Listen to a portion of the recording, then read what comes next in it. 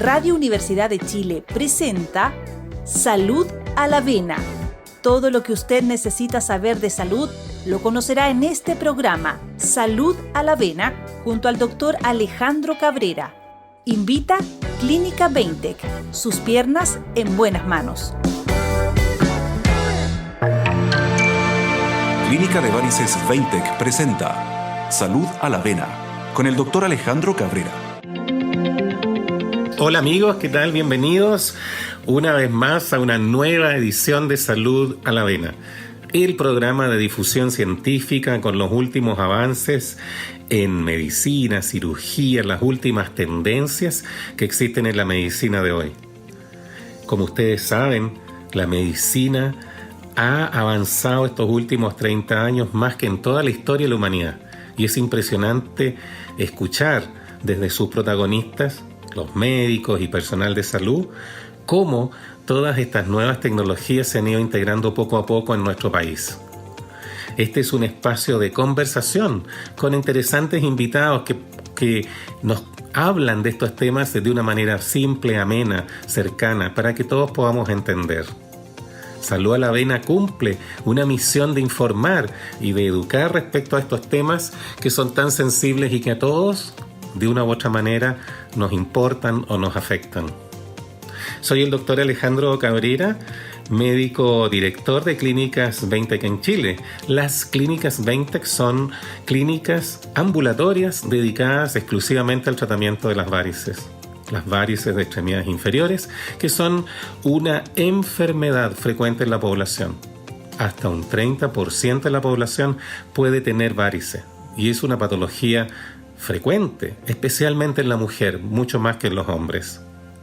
Las Clínicas Veintec son un modelo único en Chile, con una consulta que se hace todo en un solo lugar, es decir, la consulta, el estudio diagnóstico, el plan de tratamiento, sus presupuestos, la parte comercial, todo hecho en un solo lugar, en una sola visita, lo cual representa una tremenda ventaja por el obvio ahorro de tiempo. Y además, Clínicas Veintec hace los tratamientos de una manera totalmente ambulatoria, es decir, con anestesia local y bajo, ¿no es cierto?, los parámetros de la medicina ambulatoria, es decir, el paciente entra caminando y se va caminando. Existen distintas sedes de Clínicas Veintec en Santiago, Veintec Centro de Santiago, en Alameda con Estado, Veintec Providencia en Centro Médico Manuel Montt y Veintec Las Condes en el Alba. Y en provincia está Veintec en Antofagasta, en la clínica Licancabur de Antofagasta, en la avenida Angamos, en La Serena, en la avenida El Santo, en la clínica Mi Espacio, y en Copiapó, en el edificio Don Elías. Todos centros que trabajan con un mismo estándar de gestión de calidad y procesos, de tal manera que prácticamente es lo mismo atenderse en cualquiera de estos centros. Hemos crecido porque justamente el problema es prevalente en Chile y desde el norte siempre han venido muchos pacientes a atenderse.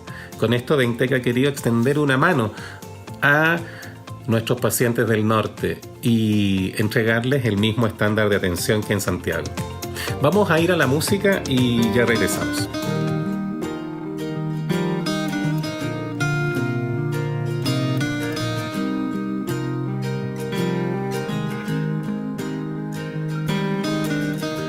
Life is brilliant.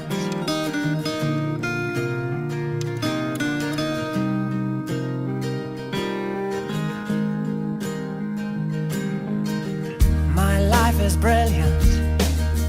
My love is pure. I saw an angel, of that I'm sure. She smiled at me on the subway. She was with another man, but I won't lose no sleep on that, 'cause I've got a plan. You're beautiful. You're beautiful. You're beautiful. It's true.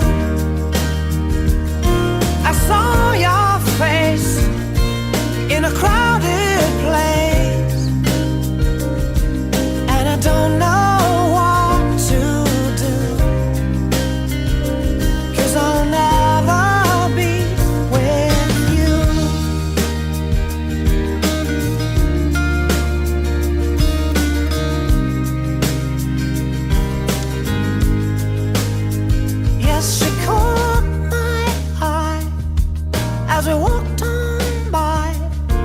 she could see from my face that I was flying high, and I don't think that I'll see her again, but we shared a moment that will last till the end. You're beautiful, you're beautiful, you're beautiful, it's true. I saw your face in a crowded place, and I don't know what to do, 'cause I'll never be with you. La la la, la la la, la la la la. You're beautiful, you're beautiful, you're beautiful, it's true. There must be an angel with a smile on her face when she thought up that I should be with you.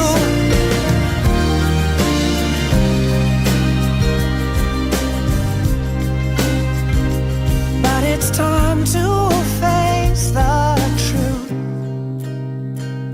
I will never be with you. Y después de la música, siempre muy bienvenido a esta hora de la tarde, vamos a ir a los consejos que siempre tiene Veintec, que son consejos que tienen que ver con la salud circulatoria, porque las varices son un problema circulatorio. Y la circulación, recordemos, está dada por el corazón, que bombea la sangre a los distintos tejidos y órganos, en este caso a las extremidades inferiores, por las arterias, que son los tubos de bajada.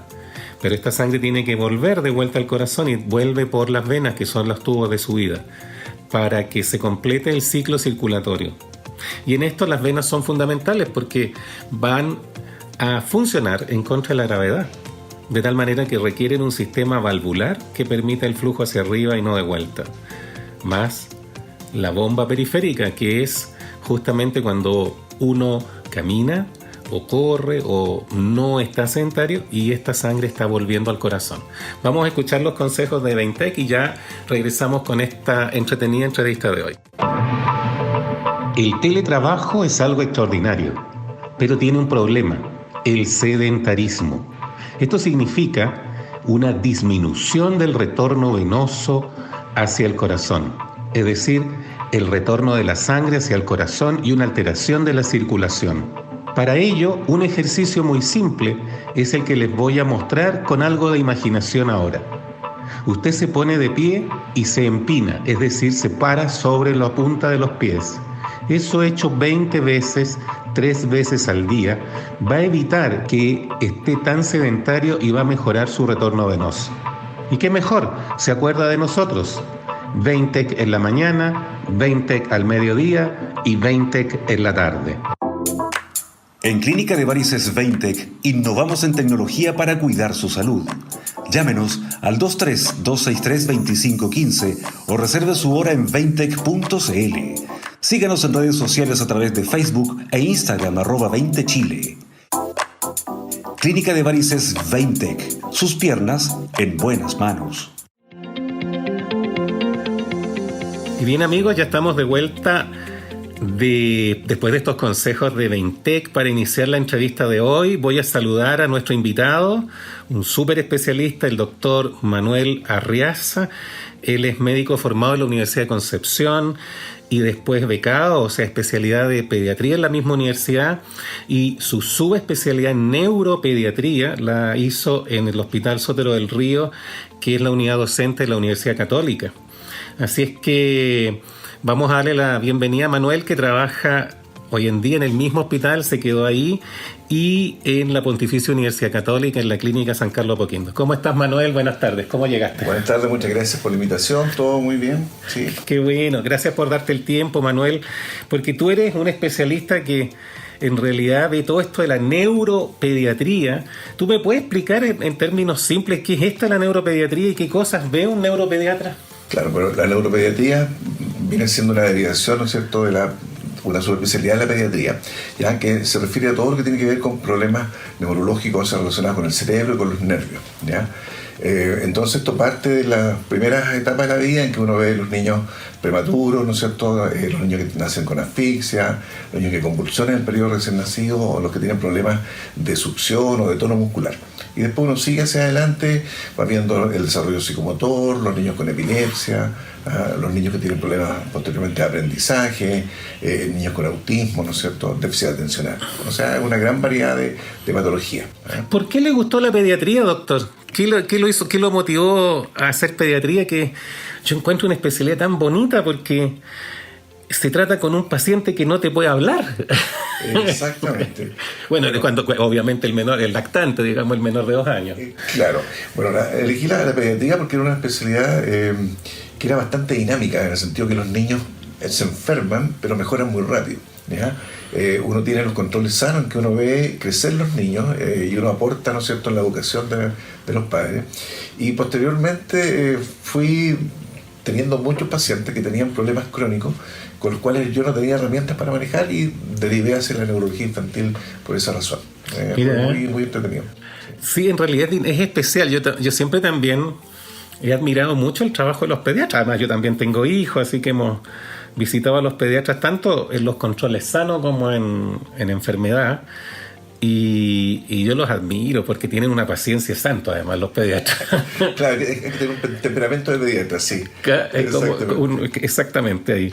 Oye, doctor Arriaza, ¿cuáles dirías tú en este siglo? Porque, creámoslo o no, ya llevamos 20 años del siglo XXI, ¿no? Increíble. ¿Te acuerdas que se iba a acabar el mundo el año 2000? Claro, se iba a acabar el mundo y no se acabó nada. Y aquí estamos. ¿Cuáles crees tú que han sido los últimos avances, así en general, en la neuropediatría, en tu especialidad, de estos últimos años? Claro, o sea, si vemos hacia tiempos más antiguos, las cosas eran muy invasivas, ¿no es cierto?, para hacer diagnóstico y tratamiento.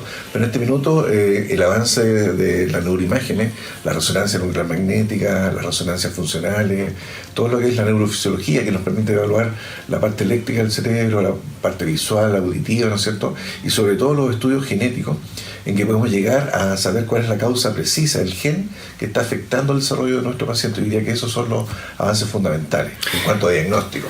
Ahora, yo creo que todos nuestros auditores entendemos las imágenes, entendemos el escáner, la resonancia. Cuando tú dices resonancia funcional, ¿a qué se refiere eso? Ya, se refiere a un tipo de resonancia en que yo le pido al paciente que haga alguna acción, por ejemplo, que hable. Durante el examen. Exacto, entonces puedo ver las zonas que son las que llevan a cabo esas funciones. Las zonas que se activan. Las zonas que se activan, exacto. O las zonas que están inhibidas. Entonces, qué interesante. Uno permite saber, ¿no es cierto?, qué zonas del cerebro tienen la función predestinada, ¿no es cierto?, sobre todo pensando en cirugías, por ejemplo, la epilepsia, en que es importante saber que la zona que uno va a operar, ¿no es cierto?, no tiene un compromiso funcional muy importante una vez que se saque toda la zona epiléptica. Qué interesante. Entonces, claro, porque uno está acostumbrado a tomarse una foto, como decía, una radiografía, claro, el escáner y la misma resonancia, pero aquí estamos hablando de una especie de examen interactivo donde tú le estás pidiendo algunas acciones al paciente. Y para saber dónde están localizadas esas funciones. Eso implica que el pediatra va al examen. ¿O lo hacen los neuroradiólogos? Hay neuroradiólogos... ya que se han entrenado en ir... Exacto, o sea, como en todas las grandes especialidades básicas van apareciendo subespecialidades dentro de la misma especialidad. Pero qué fascinante que uno pueda, mientras se hace el examen, el paciente pueda recibir una instrucción, levantar un brazo, de eso estamos hablando. De eso estamos hablando, exacto. ¿Ya? Y que esto el radiólogo pueda ver... lo pueda ver en la pantalla qué zonas del cerebro se activaron. Exactamente, eso se puede hacer, sí, es interesante. Es muy interesante. Ahora, con respecto al tema genético, doctor, ¿cómo es eso? ¿Cómo logra saber uno que tiene un gen? Explícame un poquito eso. Claro, porque nosotros tenemos toda la información genética de los cromosomas, ¿ya? Y lo primero que se hacía era contar el número de cromosomas, ver dentro de los cromosomas, ver genes, ¿no es cierto?, que son los responsables de ciertas funciones. Entonces uno puede ver dentro, por ejemplo, del cromosoma X qué gen puede afectar el desarrollo neurológico, ¿ya? Pueden medir la amplificación de estos genes, las proteínas que producen. Entonces se puede llegar específicamente a saber dónde está el problema. Y de hecho en algunas enfermedades como la atrofia muscular espinal ya se está haciendo terapia génica. O sea, hay un virus que introduce la información genética que le falta al paciente y logra mejorar su función. O sea, claro, no es solo diagnóstico, sino que además puede tener una función terapéutica. Qué fascinante, increíble esto. ¿Y esto está disponible, doctor? Es decir, perdona que te pregunte en forma tan simple, pero disponible en la Pontificia Universidad, aquí en Chile lo tenemos, estos estudios, o se mandan afuera. En Chile los exámenes genéticos, la mayor parte se hacen acá en Chile y hay convenios con laboratorios extranjeros y se pueden enviar muestras hacia afuera y tener resultados en tiempo relativamente rápido, un par de semanas. Claro. Y de tratamiento, sí, hay medicamentos que ya están aprobados por el ISPI y se están utilizando en Chile. El problema es el costo, que son de muy alto costo. Ahora, pero yendo antes de la terapéutica, yendo a la parte del examen genético, ¿eso lo cubren las ISAPRE en general o...? En general, lo más básico, lo que está codificado por FONASA, sí. Yeah. Son los cariogramas y otro tipo de examen genético básico, pero estos exámenes más específicos, las secuenciaciones de exomas o secuenciación génica no están cubiertos. Ya, es una cosa de tiempo. Como decía, como nuestros auditores saben, lo que está codificado en FONASA es lo que las ISAPRE o en general se cubre. Si no está codificado, no se cubre, pero resulta que los avances de la medicina van mucho más rápido a lo que se modifica el código FONASA, obviamente. Exactamente, eso es así. Pero en algún minuto va a estar cubierto. Va a estar cubierto. Doctor, y con respecto a tus actividades, en lo que más ve usted, pacientes por ejemplo, esto del retraso psicomotor, ¿de qué se refiere esto? Claro. Bueno, lo que más vemos dentro de la neurología infantil también hay subespecialidades. Neuromuscular, epilepsia, recién nacidos, enfermedades degenerativas, o sea, hay una gran cosa. Yo me dedico más que nada a la neurología neonatal, o sea, yo trabajo con recién nacidos fundamentalmente y con niños con problemas escolares. Entonces, cuando hablamos de retraso psicomotor, es un niño que va cumpliendo los hitos, ¿no es cierto?, o las cosas que tiene que hacer para la edad que se van retrasando, ¿ya? O sea, claro, todas las personas, todos los niños tienen como un calendario de maduración cerebral que empieza el primer año, ¿no es cierto?, con todo lo que es la parte motora, logrando la marcha al año. El segundo año el foco es el lenguaje, tercer año la interacción social y entre los 3 y los 5 años todo lo que son funciones de inteligencia y aprendizaje. Entonces uno divide en la parte motora, la parte social, lenguaje, inteligencia, y algunos niños van avanzando más lento en alguna de esas áreas y eso es lo que uno llama retraso psicomotor. Lo importante ahí es buscar la causa y por supuesto hacer tratamiento para estimular las funciones que están más lentas. Doctor, se me viene a la mente, como han sido temas de este último tiempo, son temas espinudos. ¿Cuándo un niño va teniendo conciencia de su sexualidad, de un punto de vista neurológico? Desde el punto de vista neurológico, bueno, hay una orientación, ¿no es cierto?, de género que el niño empieza a reconocerse desde el punto de vista social. O sea, ahí los papás pueden influir, ¿no es cierto?, en mostrarle cuál es su rol masculino o femenino, ¿ya? Pero el niño viene programado con una orientación con su género y eso empieza alrededor de los 4 o 5 años ya como a reconocerse como niño o niña, ¿ya? O sea, es muy precoz, es obvio. Pero es algo que uno no puede cambiar con el ambiente. O sea, la persona tiene tiene una condición sexual que eso es innato, eso no se puede cambiar ni tampoco desviar. O sea, el niño va a ir teniendo la orientación que le corresponde. Si está de acuerdo a su sexo biológico, va a ser cisgénero, y si no, va a tener cualquiera de las orientaciones que pueden existir. Pero se define, la pregunta va por el lado de que es una definición que ocurre casi antes de los 5 años. Claro. Es progresivo, pero uno puede ver, ¿no es cierto?, elementos de orientación sexual ya, claro, en niños más pequeños. Pero ahí hay una cosa ambiental que es importante, o sea, el ejemplo que le puede estar dando a la familia o cómo lo quiere orientar la familia. Doctor, y con respecto al lenguaje, ¿cuáles son los trastornos que les toca ver más frecuentemente a ustedes? Claro, lo fundamental son trastornos expresivos de lenguaje, o sea, niños que comprenden bien pero tienen problemas para pronunciar, ¿ya? Que eso es lo más frecuente, ¿ya? Y eso se empiezan a detectar ya desde los 2 años hacia adelante, y generalmente necesitan un tratamiento con profesionales como los fonoaudiólogos, ¿ya? Alrededor de esa edad empieza ya el considerarse ya un trastorno del lenguaje, una patología. Ahora, en general, doctor, otra cosa, nuestra población, si uno mira la población general chilena, estos trastornos que hemos englobado aquí entre estos retrasos o el lenguaje o lo que tú me estás explicando de la expresión, podemos decir que afectan a un 1 o 2% de la población. ¿Tiene cifra o más o menos estadística? O sea, hay cifras un poco, son más altas. Por ejemplo, problemas de concentración entre el 5 al 10% de los niños, ¿ya? Crisis febriles alrededor del 5%, de lenguaje alrededor de un 15%. 15%. Es un porcentaje alto. Pero es un porcentaje que es evolutivo, o sea, estos niños van mejorando con el tiempo, ¿ya? Hay que pensar que son trastornos transitorios, ¿ya? Los niños que tienen problemas de lenguaje importantes, trastornos mixtos, con comprensión alterada, que probablemente van a tener una deficiencia intelectual más adelante, son alrededor del 1%.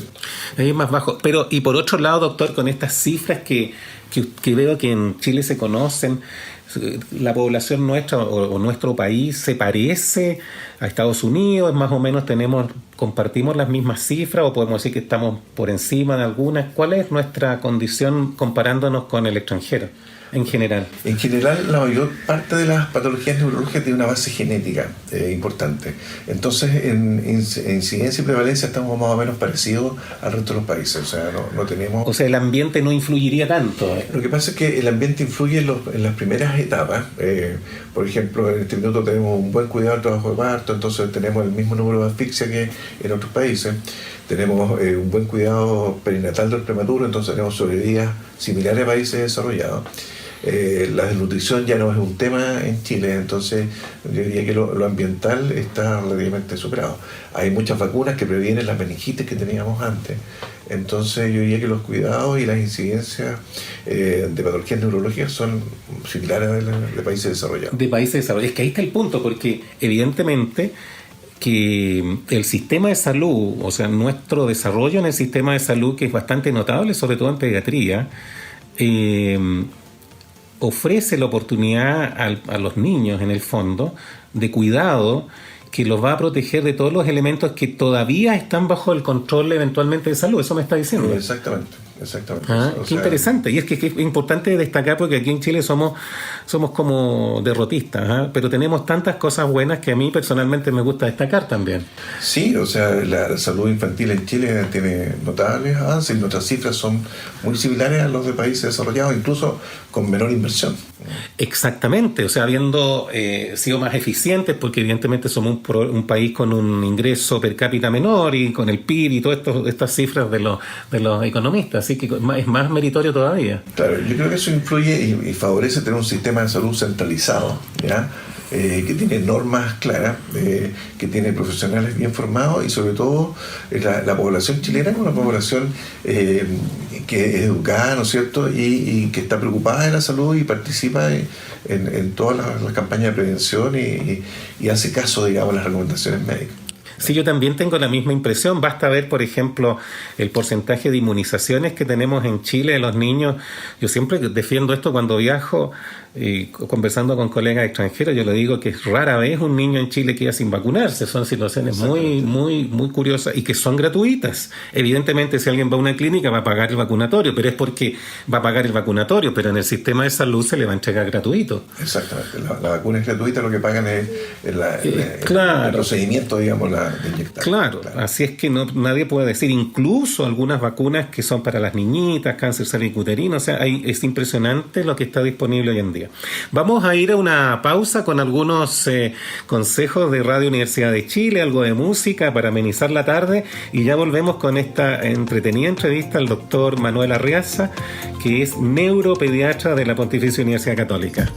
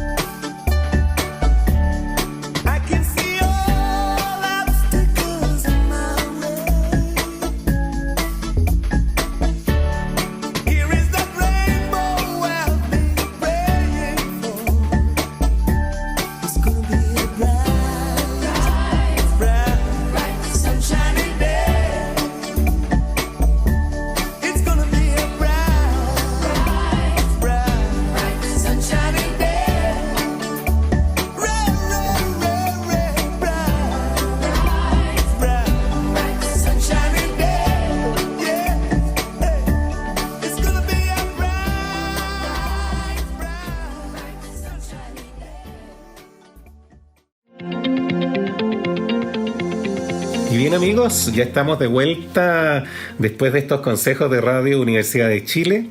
Muy bienvenidos a esta hora de la tarde. Estamos con el doctor Manuel Arriaza.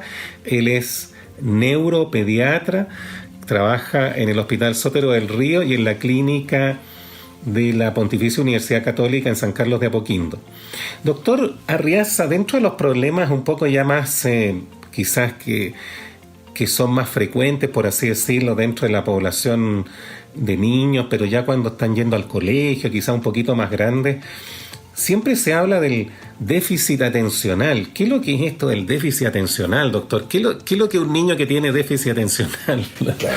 Bueno, el déficit atencional también es una condición que viene desde el niño pequeño, pero que se hace mucho más evidente en la etapa escolar, ¿ya? Y son niños que habitualmente son inteligentes, ¿ya?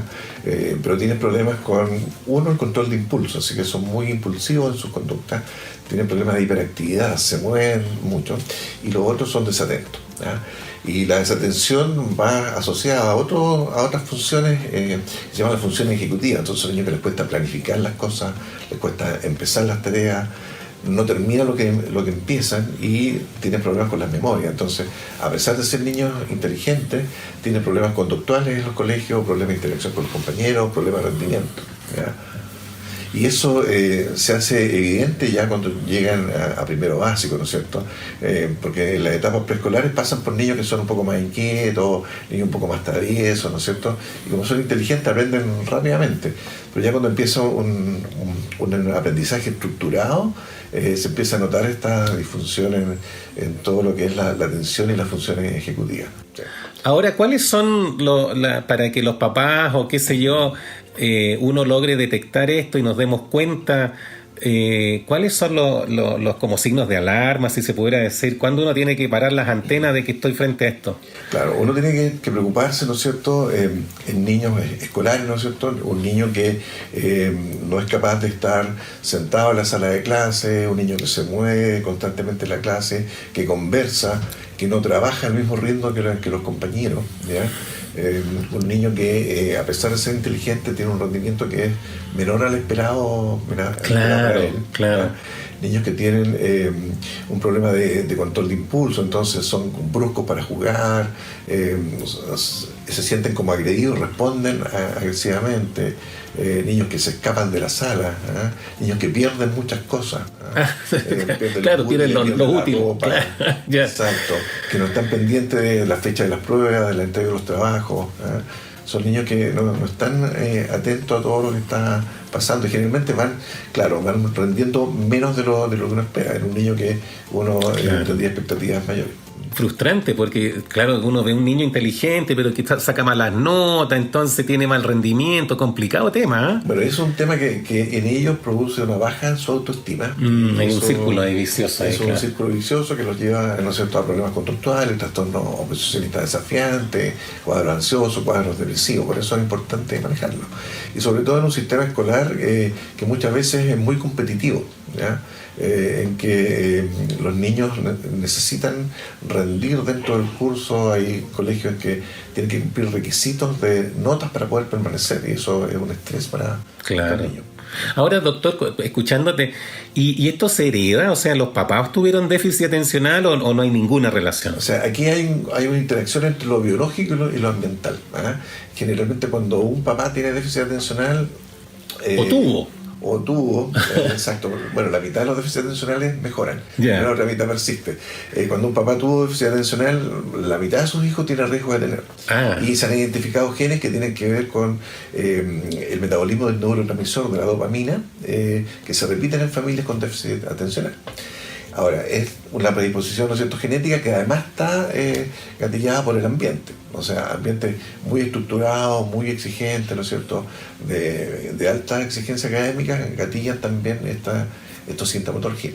Ahora, tú algo ya esbozabas respecto al pronóstico. En general, antes de hablar del pronóstico, ¿el tratamiento de estos niños es con medicamentos, psicoterapia? ¿Qué es eso? A ver, primero uno intenta todo lo que es tratamiento no farmacológico. ¿Ya? Eso tiene que ver con mejorar las condiciones en el hogar, ¿no es cierto?, en el sentido de las normas, las reglas, crear hábitos de estudio, ¿ya? El apoyo pedagógico o psicopedagógico, algunas adecuaciones en el colegio, ¿ya? Sentarlos en un lugar donde no se distraigan, no cerca de la ventana y de la puerta, poner un compañero más tranquilo, ¿no es cierto?, hacerle algún tipo de supervisión en clase, ¿ya? En algunos niños muy hiperactivos uno puede usar algunos estímulos sensoriales como cojines de semillas, por ejemplo, y eso ayuda bastante. Y uno ve la evolución de esto. Si la evolución persiste, ¿no es cierto?, con un mal rendimiento escolar, con problemas conductuales, con un niño comprometido en su autoestima, probablemente uno tenga que llegar al manejo farmacológico. Pero igual también, permítemelo decir en mis palabras, que yo creo que puedo interpretar un poco a los que nos escuchan, hay un tema de maduración aquí también.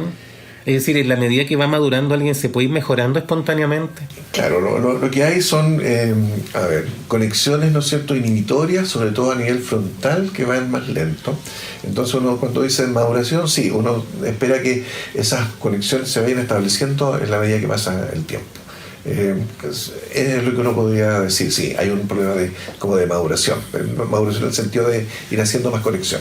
Y que nuestra corteza frontal vaya entonces controlando, ¿no?, nuestro comportamiento. Exacto, entonces eso después ayuda a que uno tenga mecanismos inhibitorios de control de impulso, ¿no es cierto?, de persistir en la tarea, que tenga flexibilidad cognitiva, de que si no le resulta una forma, busca otra forma de hacerlo, ¿ya? Entonces uno va integrando mucho mejor los conocimientos.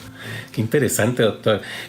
Y en general, esto, como tú decías, mejora hacia la normalidad en un 50%. ¿Y ese otro 50% es un adulto con déficit atencional? Claro, ese es un adulto que tiene déficit atencional, se llama déficit atencional residual del adulto. ¿Ya? Y generalmente, si fue un niño, ¿no es cierto?, que fue orientado, fue tratado, un niño que es un adulto que va a tener estrategias, ¿no es cierto?, personales para manejar su déficit atencional. Entonces, probablemente va a tener un trabajo que no va a ser de una oficina, probablemente es un trabajo más de campo, si es una persona que era más hiperactiva. Va a tener una agenda, ¿no es cierto?, va a ser ordenado en llevar todos sus apuntes de los trabajos, las fechas, y va buscando estrategias para mejorar y para manejarse. Y en algunos casos persiste la necesidad de usar medicamentos en la etapa adulta, ¿eh? Eso también existe. Pero es interesante ver de que es una condición que uno lo puede acompañar el resto de la vida. Lo que pasa es que se va haciendo más manejable. Exactamente, se va haciendo más manejable, y porque la persona se conoce y se va adaptando, ¿no es cierto?, a cómo es.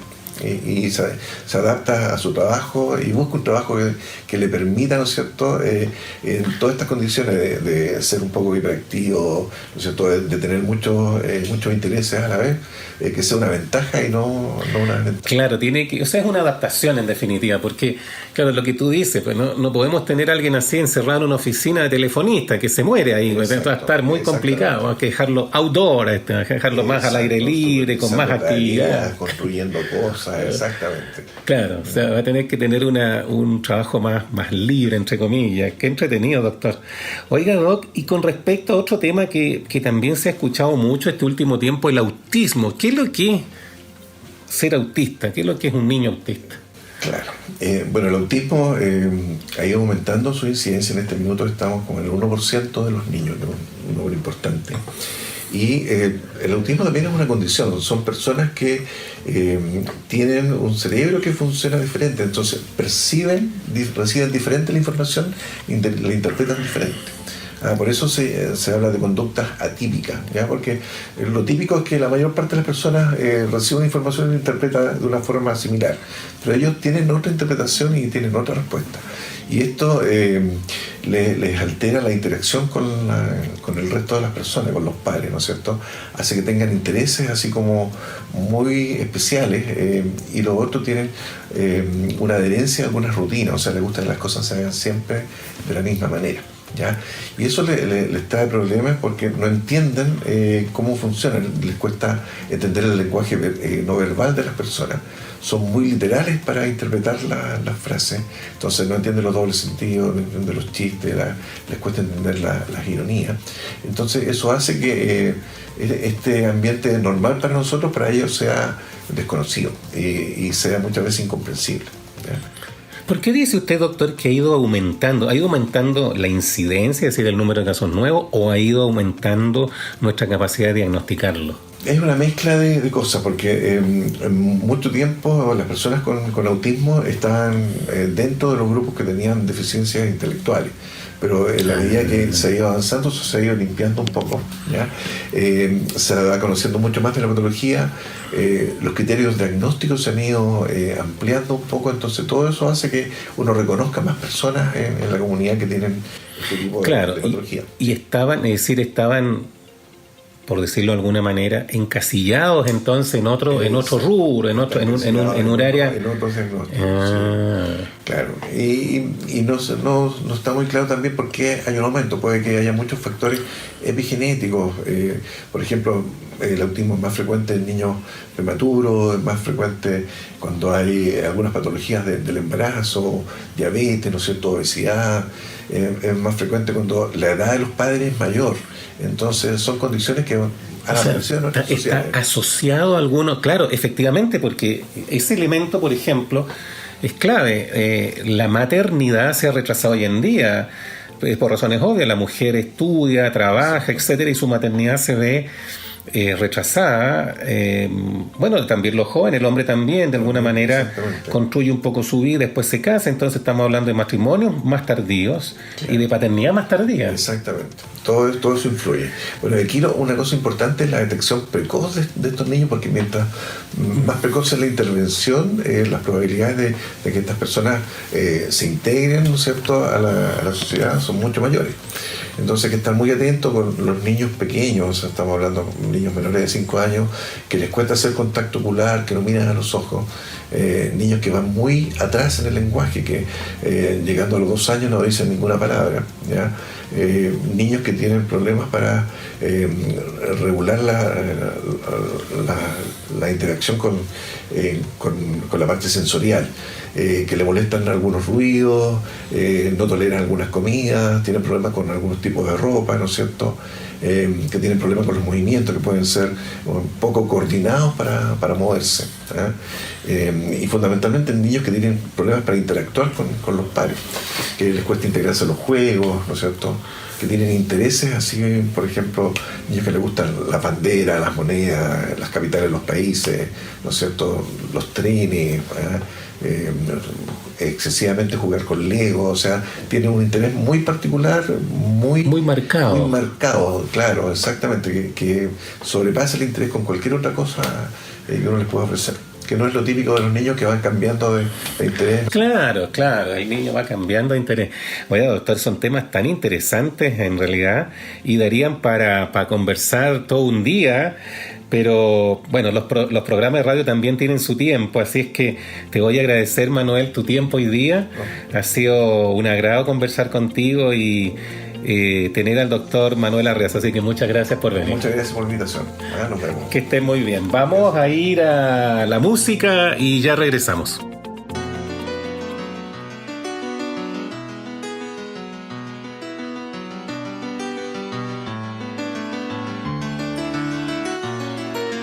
It's alright with me, as long as you are by my side.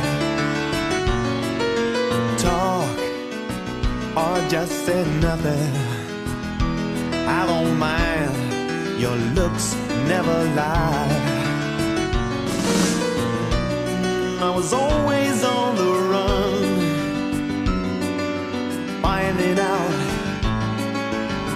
what I was looking for, and I was always insecure. Just until I found words often don't come easy. I never learned to show the inside of me. You know my baby, and you were always patient, dragging out what I try to hide. I was always on the run, finding out what I was looking for, and I was always insecure.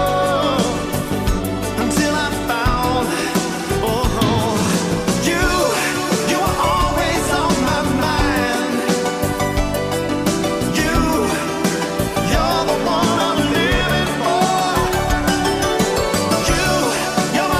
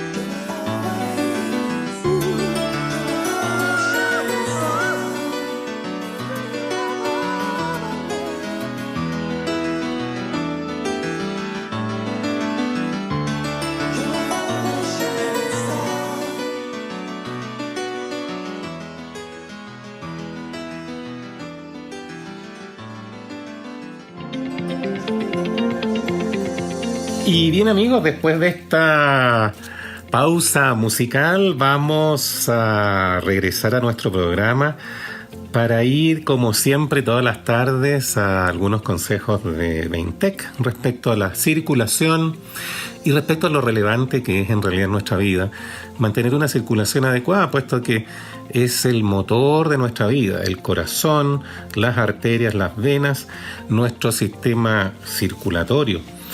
Vamos a escuchar respecto a algunos consejos de atención a las varices, que en el fondo complican la circulación, son un trastorno circulatorio, por más que se vean feas, no es un problema cosmético, es un problema de salud. Así es que vamos a escuchar algunos consejos de Veintec y ya regresamos. Las varices siempre se han considerado una condición más bien estética, de apariencia, pero eso no es así. Las varices son una enfermedad circulatoria y como tal tienen complicaciones serias. Daño en la piel llegando hasta úlceras, trombosis, es decir, formación de coágulos e incluso la ruptura de un várice y la varicorragia. Las complicaciones de las varices, especialmente la trombosis, puede llegar a ser fatal, puesto que si ese coágulo viaja a la circulación profunda y posteriormente va al pulmón, se puede producir una insuficiencia respiratoria y la muerte de un paciente. Se ven inocentes, por eso hablamos que es una enfermedad silenciosa. Atiéndase a tiempo, no espere las complicaciones. En Clínica de Varices Veintec innovamos en tecnología para cuidar su salud. Llámenos al 23-263-2515 o reserve su hora en veintec.cl. Síganos en redes sociales a través de Facebook e Instagram @20chile. Clínica de Varices Veintec. Sus piernas en buenas manos. Y después de estos consejos de Veintec, vamos a ir ya cerrando nuestro programa de hoy, que ha sido extraordinariamente interesante. Fíjense ustedes cómo ha cambiado la medicina estos últimos años respecto a la neuropediatría, ya una especialidad, una subespecialidad, porque como conversábamos con el doctor Manuel Arriaza, él primero fue médico, cirujano, después hizo una especialización en pediatría y después de eso una subespecialización en neuropediatría, es decir, en los trastornos del sistema nervioso central y de nervios periféricos del paciente pediátrico, es decir, pacientes menores de 15 años. Increíble cómo la medicina ha avanzado tanto con estudios de neuroimagenología que pueden ser incluso interactivos, es decir, mientras se está realizando el examen puede haber una interacción con el neuroradiólogo y de esto extraer información de cómo está funcionando nuestro cerebro en ese momento, lo cual es visualizable por imágenes. Es algo increíble cómo podemos ir detectando zonas activas del cerebro a través de imagen y avances que han llegado los últimos años. La neurofisiología, que en el fondo es cómo funciona el cerebro con electroencefalograma, potenciales evocados, las áreas del cerebro que se van activando. Y por otra parte hemos revisado hoy día todo lo referente a los trastornos de aprendizaje, déficit atencional y una condición que es el autismo, que es bastante más frecuente en la población general de lo que uno creyera y que se está diagnosticando cada vez más. Así es que es un gran tema. Espero que hayan aprendido, y yo he aprendido mucho hoy día, por lo menos a tener algunos signos o algunas banderas de alarma en todos estos casos, para ir consultando en forma más precoz al especialista, porque en la consulta precoz también está el éxito futuro de todas estas enfermedades. Así es que les agradezco mucho su atención, cuídense mucho, ya se debe estar escuchando la música y nos vamos, regresamos y nos encontramos en una próxima edición de Salud a la Avena. Chao a todos.